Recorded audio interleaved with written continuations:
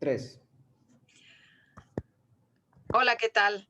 Mi nombre es Graciela Staines Vega, soy egresada de la Universidad Nacional Autónoma de México y el día de hoy quisiera compartir la siguiente reflexión respecto a una palabra complicada, polémica, que es la evaluación. La evaluación causa mucha polémica, puesto que en ocasiones no se toma en consideración la base, las condiciones, la situación de contexto real de la persona o del proyecto evaluado.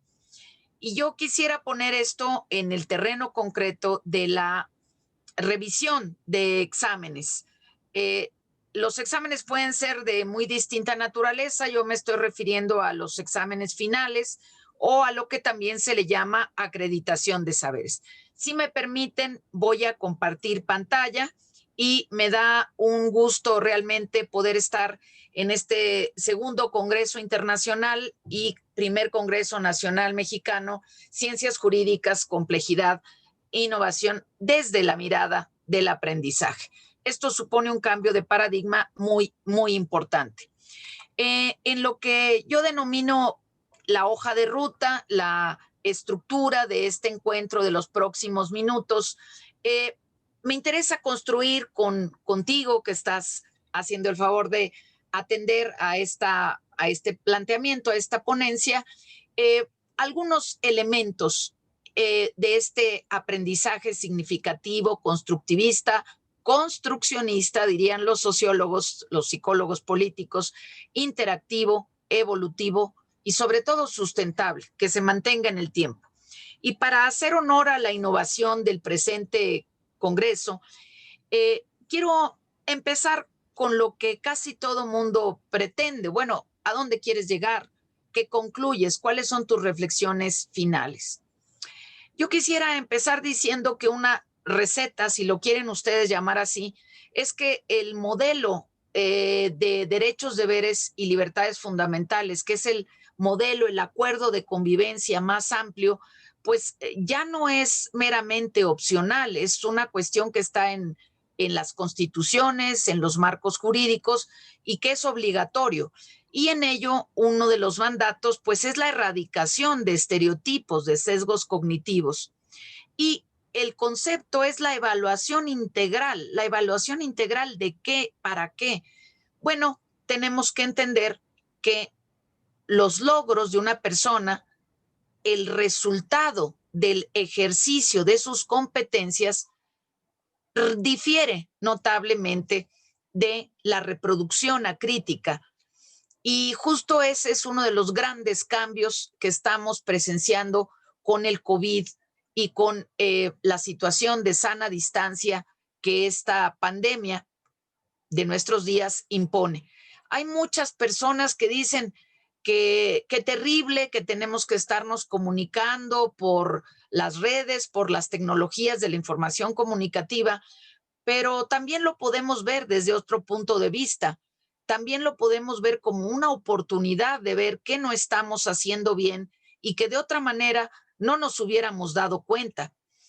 Y otra de las reflexiones finales es que toda evaluación, desde mi punto de vista, apoyada en los modelos que les voy a presentar aquí, los modelos de expertos, los modelos internacionales de pedagogos, de psicopedagogos, la evaluación se orienta a resolver problemas, a ver qué estamos haciendo de la manera más eficiente y no a la reproducción de un saber congelado, de un saber que funciona para una situación, pero no para todas. Y yo siento que una de las grandes conclusiones es que ya no podemos apelar a estas metateorías que resolvían todo y que respondían en automático como única respuesta válida y verdadera. No sé si esto incluso suceda en los axiomas matemáticos, pero desde luego en materia humana, humanística, es difícil. Hay una serie de diapositivas que voy a pasar muy rápido porque mi finalidad es presentarles dos casos. El planteamiento de dos casos, que es lo que tengo aquí marcado, es lo que me interesa para que vean ustedes los extremos de este asunto de la evaluación. La UNESCO nos dice muchas cosas que suma la psicología positiva y 50 años de avances pedagógicos desde los saberes, los 7 saberes para la vida de Jacques Delors y Morin. Esto ya nos queda lejos. Aquí el asunto es cómo le hacemos para deconstruir los sesgos cognitivos, los estereotipos, integrar y reintegrar, reorientar los saberes a la situación que tenemos hoy en día en las diferentes realidades y evolucionar aplicando, convirtiendo en realidad este aprendizaje significativo en nuestros entornos, pudiendo hacer ejercicio comparativo de las mejores prácticas de donde quiera que vengan y de cualquier saber, que rompen esta idea de la respuesta del librito único o de la respuesta única. Así que esta imagen habla más que mil palabras. Los chicos llegan con un gran entusiasmo a cada cambio de nivel, esperando otros saberes, otras relaciones, tal vez otras soluciones, otros proyectos, y nunca mejor dicho que la sabiduría hispana que dice te topaste con pared. Así que esa motivación, esa expectativa va cayendo en una serie de formalismos de cada una de las disciplinas que desde luego dejan del otro lado a la creatividad. Entonces, aquí la cuestión es, ¿qué estamos haciendo en cada uno de estos niveles de la educación superior, media superior y superior para que esa energía o esa expectativa del escolar, del alumno, vaya decreciendo y encontrándose con una serie de formalismos, de reglas que pueden llegar a ser absolutamente subjetivas y personales y por lo tanto arbitrarias en un sentido negativo, en un sentido de violación de los derechos actuales al derecho a saber, al derecho a difundir, al derecho a que la información sea cada vez más consentida de manera bien informada, correctamente informada, comparada. Algunas de las preguntas estratégicas que no pretendo resolverlas en 10 minutos, sino al contrario, dejarlas para abonar, para sembrar. ¿Qué entendemos por evaluación? ¿En qué contexto de aprendizaje? ¿En qué contexto del error? Hay muchas teorías del error. ¿Y cuáles son los nodos que plantea el modelo de la educación innovativa como el que les acabo de mencionar de la UNESCO, que implica todas las competencias para la vida y tiene una serie de nociones pues, que debemos de manejar? Y llegar al planteamiento de 2 casos. Uno, para que pensemos todos cuál es el fallo, qué se debe de hacer en casos como ese. Es un caso de claramente se llama fraude. En derecho tenemos una serie de conceptos que denominan a las conductas. Y el segundo es el caso de una evaluación subjetiva para acreditar saberes, lo que podríamos llamar un examen a título de suficiencia. Bueno, si pudiéramos empezar por cualquier lado y preguntáramos qué tipos de investigación educativa hay, bueno, pues podemos encontrar 50 teorías, tipos de educación que dependen del propósito, de la profundidad, de los datos. Entonces, para cada pregunta nosotros necesitamos señalar un contexto. No podemos pretender evaluar el conocimiento de alguien sin fijar un contexto de qué autores, de qué corrientes, para que la persona pueda contestar en ese contexto y no contestar con la pregunta esperada por mí de acuerdo al conocimiento que yo tengo y que no está claramente expreso en una carta descriptiva o en un programa de estudios. Los elementos claros de esta llamada corriente de las habilidades que quedan por debajo de las competencias, habilidad, actitud y competencia, no son sinónimos. La competencia implica la estructura más amplia y compleja de una serie de prácticas. Skill, habilidad, son prácticas. Entonces, el desarrollo de prácticas es uno de los pilares de este modelo educativo innovador, con el otro que es los contenidos qué información y qué contexto de cotejo, de comparación tienen y desde luego de qué manera se están aprovechando la forma interactiva de las tecnologías de la información y la comunicación educativa. Antes se les llamaba TIC, ahora se les llama TICE, porque es comunicación para educar, para mejorar, para desarrollarnos. Y cada método pues tiene sus consecuencias. Como podríamos hablar de 50 tipos de investigación, podemos hablar de 100 teorías del aprendizaje. Estas son nada más las tradicionales, hasta donde nos quedamos a principios del siglo XX, antes de que se desarrollaran todas las neurociencias y la psicología positiva, la psicopedagogía y muchas más. Entonces, tenemos que ubicar en qué contexto estamos hablando claramente del aprendizaje significativo, constructivista, construccionista y, como dijimos, mantenido en el tiempo. Modelos de evaluación. Otros 50 modelos. Nosotros podemos hablar de enfoques cuantitativos, cualitativos, mixtos o transicionales, y entonces aquí podemos ver los distintos tipos de evaluación. Podemos también hablar de evaluación inicial, evaluación final, evaluación anticipada, como es la de los saberes o títulos de suficiencia. Y en cada uno de estos modelos tenemos forzosamente que tener indicadores, objetivos, evaluables. Yo no puedo fijar el librito que yo leí como contenido de una evaluación de saberes, porque esa evaluación tiene que atender a un programa, a unos objetivos y a unos términos que están contemplados en un temario, en un programa de estudios institucionalmente validado, sea en forma pública o privada. Muy bien, entonces, como vemos, evaluar implica numerosos aspectos y las competencias tienen este modelo más vanguardista de las competencias, nos habla de las pruebas o evaluaciones de logros, más que de repetición de conceptos, inclusive a nivel de secundaria. No se trata de que solo memoricen y aprendan, sino que desarrollen competencias de pensamiento crítico. Y esto quiere decir comparación, paráfrasis en sus propias palabras. Entonces, aquí vemos cómo la malla curricular y los programas son los indicadores objetivos para poder evaluar estos logros del estudiante. Lo que más se premia es el logro, el avance, la contextualización, la solución de problemas de la persona que está al centro del aprendizaje.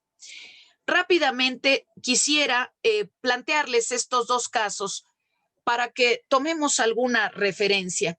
El primer caso, llamado fraude, es un caso que se dio y que seguramente muchos de ustedes lo van a ubicar. Se dio en la vida real, en donde un alumno mete una queja ante la Defensoría de Derechos Universitarios argumentando que el profesor, el docente, no le permitió el presentar su examen correctamente y que quiere revisión. Resulta que en la revisión, pues el profesor se da cuenta que el alumno ingresó al salón, pero se salió sin entregar ni examen ni tampoco la hoja del examen.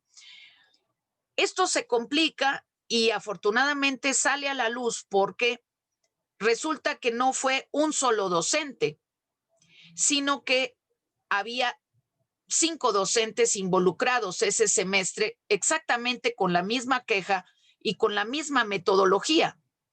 El alumno supo muy bien que al quitar el examen, él podía pedir revisión de examen y el examen no iba a aparecer y esto iba a ser imputable al profesor, a una falla del profesor. Y aquí lo que sucede es que la institución, temerosa de las quejas de Defensoría de Derechos Universitarios, pues le pide a uno de los docentes reconsiderar y cambiar la calificación y a otro de los docentes le pide mantener la calificación reprobatoria. uno de los docentes había calificado por la consecutividad a lo largo del semestre, donde el alumno no había presentado tareas, no había cumplido con las asistencias, y el caso es que reacciona la institución de manera distinta con dos docentes distintos por cuestiones personales o subjetivas. El hecho aquí es que hubo una metodología fraudulenta, así se llama, desde un inicio, que sale a la luz muy tarde, una vez que ya se le han corregido las calificaciones, y debido a que los maestros se conocen y platican entre sí, se van dando cuenta que ha sido una metodología del alumno presionar por vía de quejas para obtener promedios más altos. Este es uno de los casos de problemas logísticos en las evaluaciones finales, en donde el maestro tiene que tener constancia que ningún alumno se salga sin presentar su examen, como si entrega la hoja vacía, que lo asiente así para evitarse caer en estas situaciones. El otro ejemplo de evaluación de saberes tiene que ver con lo que diríamos que en términos generales es todo una teoría de la empatía, de una serie de cuestiones que tienen que ver con la relación maestro-alumno, con el tema del poder, con el tema de la superioridad, de la autoridad del maestro frente al alumno, y ciertamente con la complejidad de un modelo educativo que tiene una serie de elementos todos interconectados entre sí. Tenemos el uso de las plataformas tecnológicas, obviamente los sujetos, los docentes, los alumnos, los funcionarios, los gestores académicos, los diseñadores. Hoy tenemos toda una licenciatura en innovación educativa y tenemos este concepto de agencia muy importante, además de toda la infraestructura académica. Todo esto es un modelo educativo que permea en la existencia de distintos tipos de evaluaciones. Y estos tipos de evaluaciones tienen que responder a una filosofía, a una misión, pero desde luego al marco jurídico nacional. Ninguna institución educativa puede tener fines o modelos que vayan en contra del modelo constitucional, que es el más avanzado de trabajo colaborativo, de logros, de competencias. Entonces, si yo puedo analizar y descubrir el marco jurídico de una institución que permite acreditar saberes, pero que al mismo tiempo está basado en un estereotipo de negar el logro a los alumnos o pedirle respuestas que un profesor determinado espera porque es el libro que él enseña o que él enseñó, tenemos ahí algunos problemas. Y para ponerles el caso, supongamos que hablamos, por ejemplo, de una pregunta cuya respuesta son sitios web y el alumno pone sitios.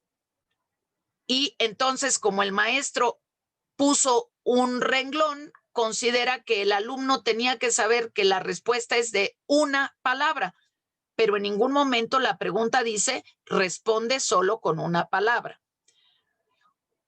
O pensemos en modelos, no sé, pueden ustedes pensar en calidad total o pueden pensar ustedes en el modelo de las necesidades de Maslow o en las etapas de desarrollo humano. Imagínense ustedes cuántos autores o autoras o teorías hay respecto a una pregunta tan vaga como las etapas de desarrollo.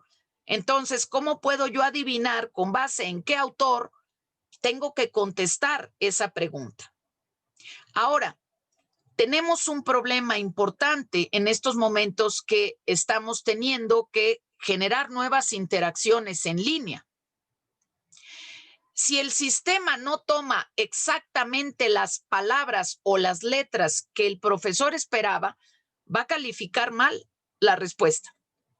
Pero ¿quiénes alimentan la inteligencia artificial y los programas de las máquinas? Si tú quieres una respuesta tan precisa, así como sitios y no sitios web, tendrás que diseñar preguntas muy específicas en donde les digas a los alumnos cuántas palabras esperas, de qué texto esperas y romper con esta tendencia tradicional de los exámenes truculentos.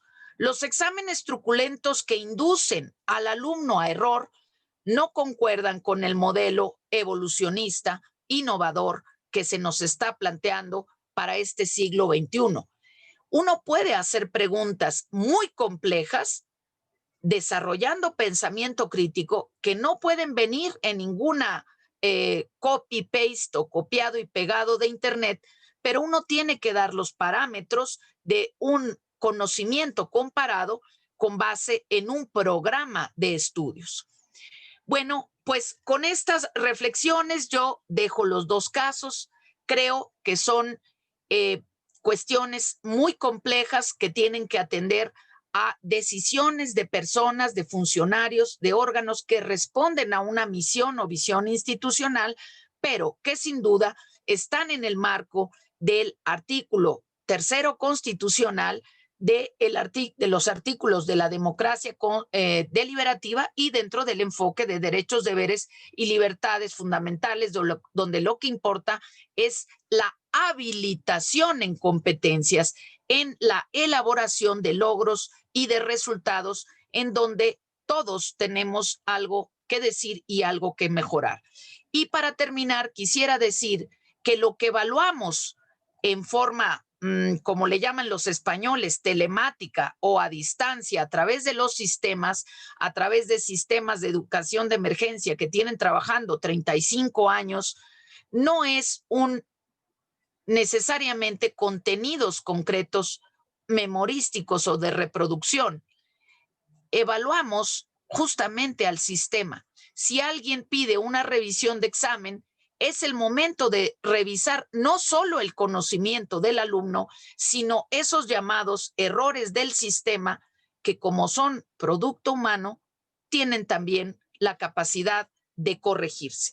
Con esto, más que otra cosa, quiero dejar plantada la reflexión del porqué, de la finalidad de los exámenes, cualquiera que sea su tipo, particularmente los finales, los exámenes a título de suficiencia, los exámenes a distancia que emplean plataformas tecnológicas que muchas veces no son tan inteligentes como creemos porque no tienen la capacidad de autocorregir o de encontrar respuestas alternativas igualmente válidas. Creo que lo que está al centro de la evaluación no solamente es el conocimiento específico de la persona, sino de quien diseña los exámenes de evaluación y los sistemas para eventualmente dar las respuestas alternativas. Sin mucho más, yo quisiera quedarme justamente con esta expectativa de Albert Einstein. La vida es como andar en bicicleta. Para mantener el equilibrio, debemos mantenernos en movimiento, en una hermenéutica dinámica que no se aparte del respeto del enfoque constitucional de deberes, derechos y libertades fundamentales. Muchas gracias por tu atención.